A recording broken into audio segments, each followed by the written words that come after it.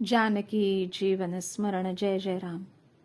मन स्वाधीन होण्यासाठी मनापासून नाम घ्या.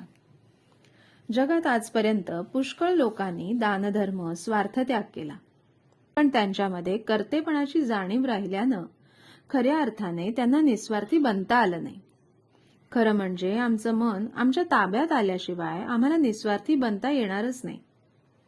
मन कोणत्या साधनाने आम्हाला आवरता येईल? योग, याग इत्यादी साधनं त्यासाठीच सांगितलीत. पण ही साधनं या काळात आम्हाला करता येण्यासारखी आहेत का?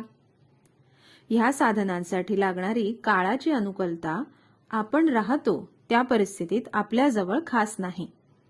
मन ताब्यात यायला सध्याच्या काळात नामस्मरणाशिवाय दुसरं साधनच नाही.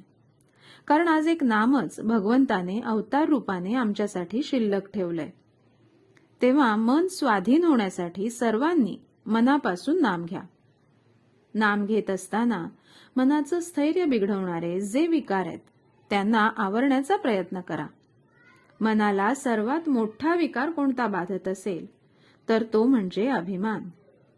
या अभिमानासारखा आपला घात करणारा दुसरा शत्रू कोणी नसेल. तो अभिमान सोडायला आपण शिकलं पाहिजे. भगवंताने आजपर्यंत एवढे अवतार घेतले, ते सर्व अभिमान मारण्यासाठीच होते. हिरण्यकश्यपूच्या वेळी भगवंताने अवतार घेतला, पण देव समोर उभे असताना सुद्धा त्याचा हात नमस्काराकडे न जाता तरवारीकडे गेला. यावरून त्याचा अभिमान किती तीव्र असेल याची कल्पना येईल. तो अभिमान नाहीसा करण्यासाठी आपण कर्तेपणाची जाणीव सोडून देऊन नाम घेतलं पाहिजे. मनाची स्थिरता बिघडणारा दुसरा शत्रू म्हणजे राग. हा राग फार भयंकर असतो.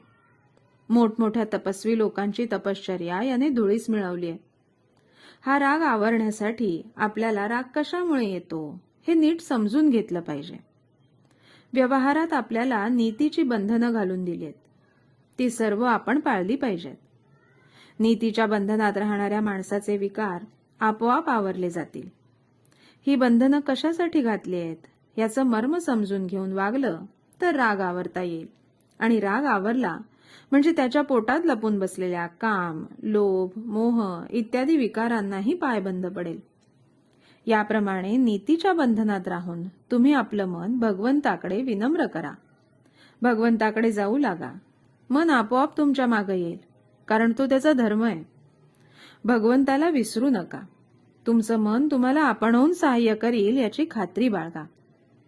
तात्पर्य, नाम सुरुंगाप्रमाणे विकाररूपी मोठाले खडक ते फोडून टाकतं.